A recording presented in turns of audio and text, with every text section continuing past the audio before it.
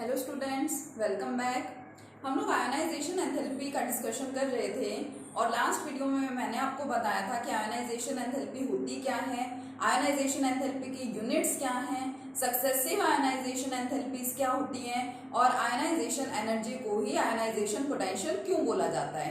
आज हम स्टार्ट कर रहे हैं अपना next topic that is very important which is factors affecting ionization enthalpy. अब जो आयनाइजेशन एंथैल्पी है, कुछ फैक्टर्स हैं जो कि आयनाइजेशन एंथैल्पी को क्या करते हैं, अफेक्ट करते हैं। फैक्टर्स अफेक्टिंग आयनाइजेशन एंथैल्पी हमारा आज का टॉपिक है। There are 4 main factors that affect ionization enthalpy. 4 हमारे पास इंपॉर्टेंट फैक्टर्स हैं जो कि आयनाइजेशन एंथैल्पी को अफेक्ट करते हैं। First one is the nuclear charge. सबसे पहले तो न्यूक्लियर चार्ज है जो कि आयनाइजेशन एंथैल्पी को अफेक्ट करता है। यहां हम यूं बोलते हैं कि आयनाइजेशन एंथैल्पी न्यूक्लियर चार्ज पे डिपेंड करती है। Second one is the atomic size. Second क्या है, जो एटम का साइज होता है वो भी अफेक्ट करता है आयनाइजेशन एंथैल्पी को। Third one is the penetration effect. ये नई टर्म है जो आप लोग यहाँ पे सीखेंगे कि क्या होता है penetration effect. And fourth one is shielding और स्क्रीनिंग इफेक्ट। फोर्थ वाला क्या है, शील्डिंग या फिर स्क्रीनिंग इफेक्ट, जिसको हम लोग स्ट्रक्चर ऑफ एटम के अंदर डिस्कस कर चुके हैं। तो बेसिकली ये 4 मेन फैक्टर्स हैं हमारे पास जो आयनाइजेशन एंथैल्पी को अफेक्ट करते हैं। तो वन बाय वन इनको डिटेल में स्टडी करेंगे। First one is nuclear charge. अब हमें ये समझना है कि जो न्यूक्लियर चार्ज है वो किस तरीके से आयनाइजेशन एंथैल्पी को अफेक्ट करता है, या जो आयनाइजेशन एंथैल्पी है वो किस तरीके से न्यूक्लियर चार्ज पे डिपेंड करती है। देखिए, उसके लिए आपको आयनाइजेशन एंथैल्पी का मतलब पता होना चाहिए। आयनाइजेशन एंथैल्पी का मतलब क्या था कि अगर आपके पास कोई आइसोलेटेड गैसियस एटम है और उसमें से आप इलेक्ट्रॉन का रिमूवल करवाना चाह रहे हैं, तो उसके लिए आप जितने अमाउंट ऑफ एनर्जी प्रोवाइड करवाएंगे पर्टिकुलर एटम को, that amount of energy is known as the ionization enthalpy और आयनाइजेशन एनर्जी। जैसे कि मान लीजिए कि आपके पास एटम है, इट इज न्यूक्लियस, ये फर्स्ट शेल है, ये सेकंड शेल है। सपोज इस एटम के अंदर 2 शेल्स प्रेजेंट हैं, तो 2 मेन पॉइंट याद रखेंगे। आपको पता है कि जब भी इलेक्ट्रॉन का एडिशन होगा, अगर आप इलेक्ट्रॉन ऐड करवाना चाहते हैं तो अंदर वाली शेल तो पहले से ही भरी हुई है, उसके बाद ही तो आपने नेक्स्ट शेल में इलेक्ट्रॉन फिल किया होगा। तो अगर आप और इलेक्ट्रॉन का एडिशन कराना चाहते हैं तो इलेक्ट्रॉन ऐड कहाँ पे होता है, लास्ट वाली शेल में ही ऐड होगा। इसी तरह से इलेक्ट्रॉन का रिमूवल भी कहाँ से होता है, हमेशा लास्ट वाली शेल से ही होता है। देखा जाए तो क्या होता है, देखो यहाँ पे न्यूक्लियस पे पॉजिटिव चार्ज है। सपोज ये फर्स्ट शेल है, इसके अंदर 2 इलेक्ट्रॉन्स प्रेजेंट है, या आपकी नेक्स्ट शेल है, इसके अंदर भी सपोज यहाँ पे 4 इलेक्ट्रॉन्स प्रेजेंट है और आपको यहाँ से आउटर मोस्ट शेल में से 2 इलेक्ट्रॉन्स का रिमूवल करवाना है। तो मैंने आपको कल भी बताया था कि अगर आप 2 इलेक्ट्रॉन्स या मोर देन 2 इलेक्ट्रॉन्स का लॉस करवाना चाहते हैं या गेन करवाना चाहते हैं तो एक साथ वो पॉसिबल नहीं है। वन बाय वन आपको करना पड़ता है। पहले आप 1 इलेक्ट्रॉन रिमूव करवाओ या 1 इलेक्ट्रॉन गेन कराओ, उसके बाद सेकंड वाला। तो सबसे पहले जो इलेक्ट्रॉन रिमूव होता है कहाँ से होता है, लास्ट वाली शेल से। क्या रीजन है, देखिए उसका, ये पॉजिटिव चार्ज है और यहाँ पे इतने सारे इलेक्ट्रॉन्स हैं, सभी पे नेगेटिव चार्ज है। तो पॉजिटिव और नेगेटिव चार्जेस में क्या होती है, अट्रैक्शन होती है। अब ये पॉजिटिव चार्ज इस नेगेटिव को भी अट्रैक्ट कर रहा है, इस नेगेटिव को भी कर रहा है, बाकी नेगेटिव चार्जेस को भी ये पॉजिटिव चार्ज क्या कर रहा है, अट्रैक्ट कर रहा है। लेकिन एक सिंपल सी बात समझिए, ये जो इलेक्ट्रॉन्स हैं ये न्यूक्लियस के ज्यादा क्लोज है। ये देखो, ये रहा पॉजिटिव चार्ज और ये रहे इलेक्ट्रॉन्स, ये देखो न्यूक्लियस के पास ही है as compare to these electrons, क्योंकि बाकी इलेक्ट्रॉन्स तो नेक्स्ट शेल के अंदर प्रेजेंट है। तो देखो, पास होने की वजह से यहाँ फर्स्ट शेल में जो अट्रैक्शन है, क्या बोल सकते हैं हम लोग, फर्स्ट शेल के अंदर अट्रैक्शन क्या है, यहाँ पे ज्यादा है। फर्स्ट शेल के अंदर का मतलब न्यूक्लियस जो है, ये जो पॉजिटिव चार्ज है, ये फर्स्ट शेल के इलेक्ट्रॉन्स को भी अट्रैक्ट कर रहा है अपनी तरफ, सेकंड शेल के इलेक्ट्रॉन्स को भी कर रहा है, थर्ड शेल होगी, फोर्थ शेल होगी, जितनी भी शेल्स प्रेजेंट है वहां पे अट्रैक्शन तो होगा ही सभी में, पॉजिटिव एंड नेगेटिव चार्जेस में। लेकिन देखिए यहाँ पे ये क्लोज है इलेक्ट्रॉन्स, तो यहाँ पे अट्रैक्शन ज्यादा है। सेकेंड शेल के अंदर इलेक्ट्रॉन्स थोड़े से क्या हो गए, दूर हो गए, तो अट्रैक्शन थोड़ा सा कम हो गया as compare to first shell. तो जैसे जैसे अट्रैक्शन कम होता जाएगा तो आप क्या करेंगे, थोड़ी सी एनर्जी प्रोवाइड करेंगे और वो इलेक्ट्रॉन बाहर निकल जाएगा। जो इलेक्ट्रॉन न्यूक्लियस के बहुत ज्यादा क्लोज होते हैं वो आसानी से न्यूक्लियस उन इलेक्ट्रॉन्स को अपने से दूर नहीं जाने देगा, बाहर नहीं निकलने देता है। अगर इलेक्ट्रॉन्स दूर प्रेजेंट है तो वहां पे फोर्स ऑफ अट्रैक्शन कम होता है न्यूक्लियस और इलेक्ट्रॉन्स के बीच में, क्योंकि बीच में देखो दूसरे इलेक्ट्रॉन्स आ गए हैं यहाँ पे। तो इसलिए आप क्या करेंगे, इन इलेक्ट्रॉन का रिमूवल थोड़ा सा इजी हो जाता है। आप थोड़ी सी एनर्जी प्रोवाइड कीजिए और ये इलेक्ट्रॉन्स क्या हो जाएंगे, इजीली रिमूव हो जाएंगे। तो इसी पॉइंट को ध्यान में रखते हुए आपको यहाँ पे समझना है न्यूक्लियर चार्ज। देखिए क्या होता है, मान लो मैं एक एग्जांपल लूं, हमारे पास है एक लिथियम है, बेरिलियम है, बोरोन है, मैंने ये तीन ले लिए, समझिए एलिमेंट्स, ठीक है, तीन एलिमेंट्स मैंने लिए हैं यहाँ पे। तो इसके अंदर आपको पता है लिथियम का एटॉमिक नंबर 3 है, इसमें 3 इलेक्ट्रॉन्स है और 3 ही प्रोटॉन्स है, तो इस पे पॉजिटिव चार्ज कितना है, +3। बेरिलियम पे पॉजिटिव चार्ज कितना है, +4, और बोरोन पे पॉजिटिव चार्ज कितना है, +5। एटॉमिक साइज का डिस्कशन करते टाइम हम इस चीज को समझ चुके हैं अच्छे से कि जितना ज्यादा पॉजिटिव चार्ज होता है उतनी ही ज्यादा क्या होगा, अट्रैक्शन होगा। जितना ज्यादा कहीं पे पॉजिटिव चार्ज होता है, इट मींस वहां पे न्यूक्लियस और इलेक्ट्रॉन्स के बीच में अट्रैक्शन उतना ही ज्यादा होता है।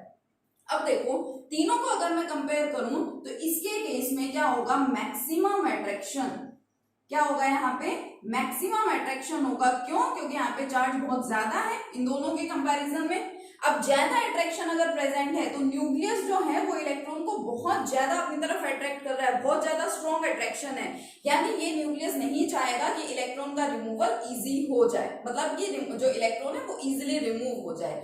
ये न्यूक्लियस ऐसा नहीं चाहेगा, ये जो चार्ज है ये ऐसा बिल्कुल नहीं चाहेगा, ठीक है। इसकी बात करें +3, तो अट्रैक्शन तो यहाँ भी हो रही है, लेकिन यहाँ पे अट्रैक्शन कम होगी क्योंकि यहाँ पे चार्ज भी कम है। और अगर कहीं पे अट्रैक्शन कम होती है तो आप वहां पे थोड़ी सी एनर्जी प्रोवाइड करेंगे तो वहां पे इलेक्ट्रॉन का रिमूवल इजिली हो जाएगा, ठीक है। क्लास की बात करते हैं। आप लोग मान लीजिए क्लास में टीचर है, स्टार्टिंग में फर्स्ट बेंच सेकंड बेंच पे जो स्टूडेंट बैठे होते हैं, अब जो टीचर है, टीचर का इंटरेक्शन तो कंप्लीट क्लास में होता है, अट्रैक्शन तो सभी स्टूडेंट्स की तरफ है, लेकिन फिर भी जो आगे बैठे हैं स्टूडेंट्स वो ज्यादा अट्रैक्शन ऑब्जर्व करते हैं as compare to the back benchers जो लास्ट में बैठे हुए हैं उनके कंपेरिजन में, ठीक है। तो वहां पे अट्रैक्शन थोड़ा सा कम हो जाता है। सिमिलरली यहाँ पे है, ये टीचर है, ठीक है, और ये क्या है, स्टूडेंट्स बैठे हुए हैं। ये टीचर सभी को अट्रैक्ट कर रहा है, लेकिन ये जो दूर बैठे हुए हैं इससे वहां पे अट्रैक्शन क्या हो जाता है, थोड़ा सा कम हो जाता है। तो बस यही पॉइंट आपको समझना है, जहां पे पॉजिटिव चार्ज कम है वहां अट्रैक्शन कम है, और अगर कम अट्रैक्शन होगा तो आप थोड़ी सी ही एनर्जी प्रोवाइड कर दो तो वहां पे इलेक्ट्रॉन का रिमूवल हो जाता है। जहां पे अट्रैक्शन बहुत ज्यादा होगा वहां पे इलेक्ट्रॉन का रिमूवल इजी नहीं होता, आपको बहुत ज्यादा अमाउंट के अंदर वहां पे एनर्जी उसको प्रोवाइड करवानी पड़ती है। तो इस तरह से जो हमारी आयनाइजेशन एंथैल्पी है वो न्यूक्लियर चार्ज के ऊपर डिपेंड करती है। यहाँ हम लोग इसको एक रिलेशन की तरह से लिखना चाहें, इसको रिलेट करना चाहें आयनाइजेशन एंथैल्पी को न्यूक्लियर चार्ज से, तो हम लोग ऐसे लिख सकते हैं, देखिए कि ionization energy is directly proportional to the nuclear charge. जो आयनाइजेशन एंथैल्पी है या जो आयनाइजेशन एनर्जी है ये क्या होती है, न्यूक्लियर चार्ज के डायरेक्टली प्रोपोर्शनल होती है। जितना ज्यादा न्यूक्लियर चार्ज है, न्यूक्लियर चार्ज का मतलब क्या होता है, the charge present on the nucleus, जितना ज्यादा न्यूक्लियर चार्ज है, जितना ज्यादा न्यूक्लियस पे चार्ज प्रेजेंट है उतनी ही ज्यादा वहां पे अट्रैक्शन होगी।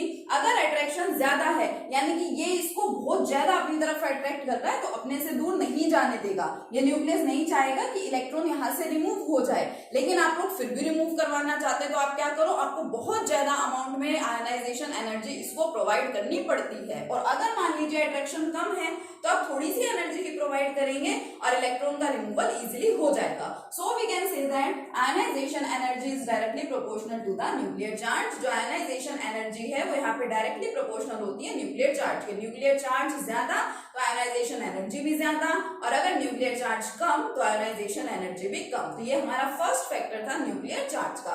ये जो मैंने यहाँ पे डायग्राम बना रखा है, अगर ये बात आपको अच्छे से यहाँ पे समझ में आ गई तो ये चारों फैक्टर समझना बहुत ईजी है, ठीक है, चारों में कुछ भी आपको दिक्कत नहीं आएगी। तो ये फर्स्ट फैक्टर था which is very simple and it is known as the nuclear charge. And here we conclude that ionization energy is directly proportional to the nuclear charge। ionization energy nuclear charge के directly proportional होती है। चलिए अब second factor को देख लेते हैं। Second factor is the atomic size. देखिए बेटा, नेक्स्ट फैक्टर एटॉमिक साइज, ठीक है। नेक्स्ट फैक्टर किसकी बात कर रहे हैं हम लोग यहाँ पे, एटॉमिक साइज की। और ये जो फैक्टर्स हैं ये जब हम वेरिएशन पढ़ेंगे आयनाइजेशन एंथैल्पी का ग्रुप में और पीरियड में, वहां पे भी इंपॉर्टेंट रोल प्ले करते हैं ये। जैसे हमने साइज देखा था कि ग्रुप में और पीरियड में किस तरह से वेरी कर रहा है, उसी तरह से आयनाइजेशन एंथैल्पी भी वेरी करती है ग्रुप में और पीरियड में। कैसे वेरी करती है ये हमें यहाँ पे देखना है। और इन चारों फैक्टर्स को जब आप इजीली पढ़ लेंगे, आसानी से समझ लेंगे, तो आपको वो भी काफी इजीली समझ में आ जाएगा। ठीक है, तो सेकंड फैक्टर पढ़ते हैं एटॉमिक साइज। अब देखो मैं यहाँ पे डायग्रामेटिकली आपको एक्सप्लेन कर रही हूँ। मान लीजिए कोई एटम है, ऐसे एक ही शेल है उसमें, ठीक है, ये एटम है, इसके अंदर 2 शेल्स हैं, इसके अंदर 3 शेल्स हैं, ठीक है, ये मैंने आपको एक एग्जांपल बताया। अब सिंपल सी बात आपको यहाँ पे क्या दिखाई दे रही है, देखो इसका साइज कम है, इसका साइज ज्यादा है, इसका साइज और ज्यादा है, इसके अंदर सबसे कम शेल है तो साइज भी कम है, ये हम साइज वाले फैक्टर में पढ़ चुके हैं। इसमें शेल्स बढ़ती जा रही है यहाँ पे,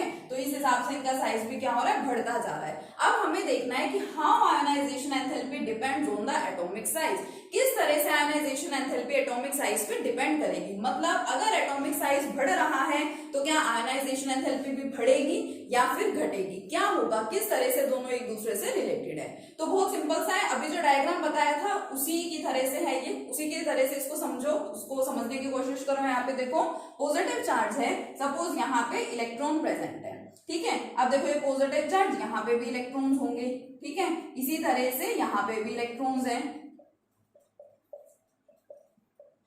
ठीक है, मैंने यहाँ पे इलेक्ट्रॉन्स दिखा दिए, ये मान लो इस तरह से इलेक्ट्रॉन्स प्रेजेंट है।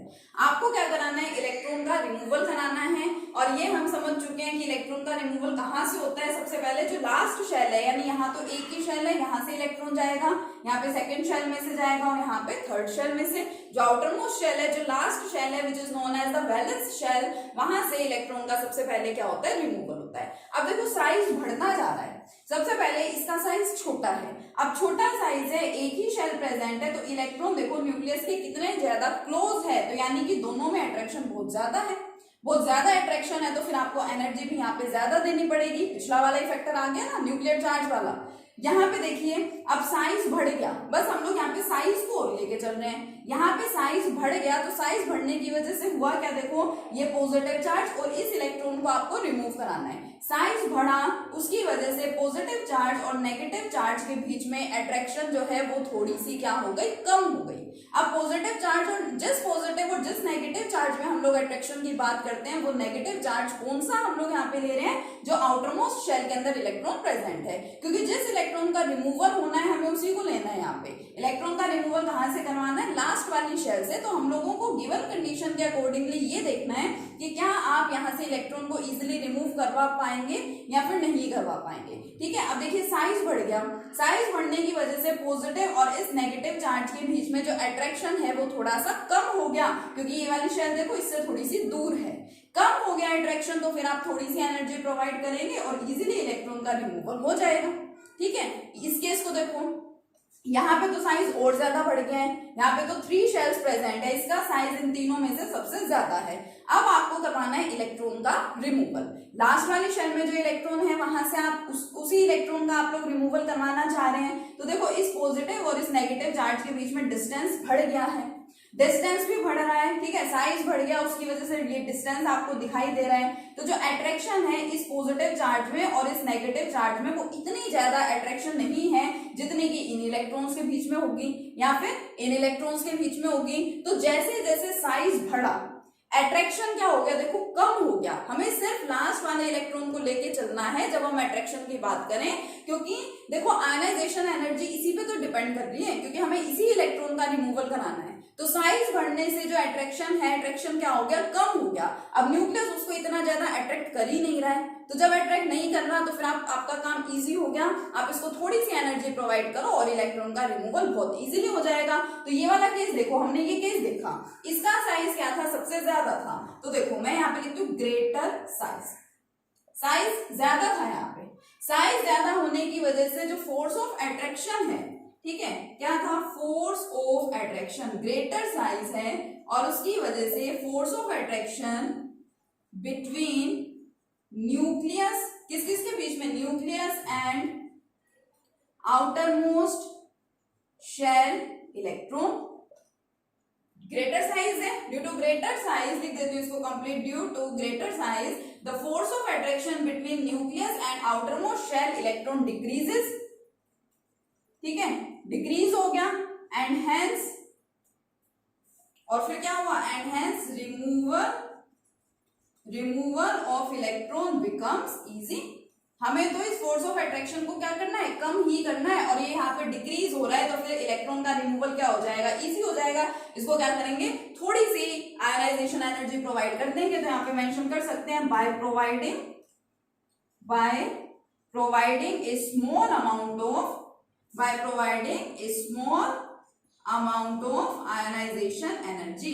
ठीक है, क्या किया हमने, स्मॉल अमाउंट के अंदर यहाँ पे आयनाइजेशन एनर्जी को प्रोवाइड करवा दिया। तो देखो साइज बड़ा था, आयनाइजेशन एनर्जी हमें क्या देनी पड़ी, कम देनी पड़ी, यानी greater size and smaller ionization enthalpy. तो दोनों में रिलेशन क्या निकल रहा है यहाँ पे कि both are inversely proportional to each other. तो आयनाइजेशन एनर्जी और अगर एटॉमिक साइज को हम लोग देखें तो दोनों में रिलेशन क्या है कि दोनों इनवर्सली प्रोपोर्शनल होते हैं। इस चीज को मेंशन कर लेना बेटा, नोट डाउन कर लो इसको अच्छे से।